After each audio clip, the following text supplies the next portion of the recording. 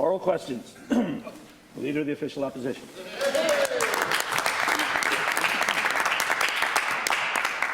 Thank you, Mr. Speaker. I understand that the Premier and the Minister have now met with the doctors of the Dr. Everett Chalmers Hospital to address their concerns about the hybrid OR. Horizon Health supports hybrid ORs in Fredericton, St. John and Moncton because this is a modernization of our healthcare system that makes more efficient services to patients, more accurate and better for the doctors who work in these environments. With only one room at the deck, there is a desperate need for this facility, but the Premier provided the physicians no answers, no solutions, and no support. With the funding in place, the room ready to go, how can the Premier justify not supporting the hybrid OR? The Honourable the Premier.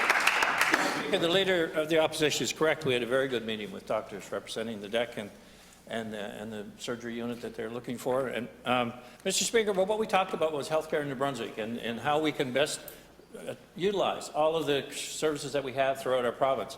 And what we agreed to was a process, Mr. Speaker, and where all the facts are put on the table. We have a collaboration board that looks at this in the network type of scenario, and how we can continue to grow and look at the best practice for this hospital. So we have a path forward, Mr. Speaker, working with the doctors, working with the Collaboration Council, the members of Horizon's board, and working in a way that, Mr. Speaker, reflects the benefit to not only this region, but the benefits to the entire province. Because, Mr. Speaker, our healthcare system is only going to get better if we look at how best we utilize our system throughout the entire province, Mr. Speaker, both Fatality and Horizon. And I'm pleased to see the outcome of that meeting. We have an obligation to react. We have an obligation to work with the facts. And you know what, Mr. Speaker, what they said that was so impressive, they want to be part of the decision-making process, and we want them to be. Thank you. Leader of the Official Opposition. Mr. Speaker, the doctors were not pleased with the outcome of that meeting where they heard, you'll have to wait, we'll talk about it some more, maybe later this year or next year. But it's another day, and we've had another parent contacting us to help find childcare in New Brunswick.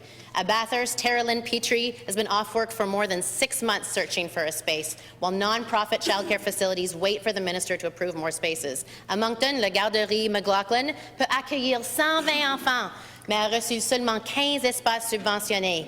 Avec plus de 1000 espaces désignés payés par le gouvernement fédéral qui n'ont pas encore été attribués, pourquoi le ministre n'agit pas?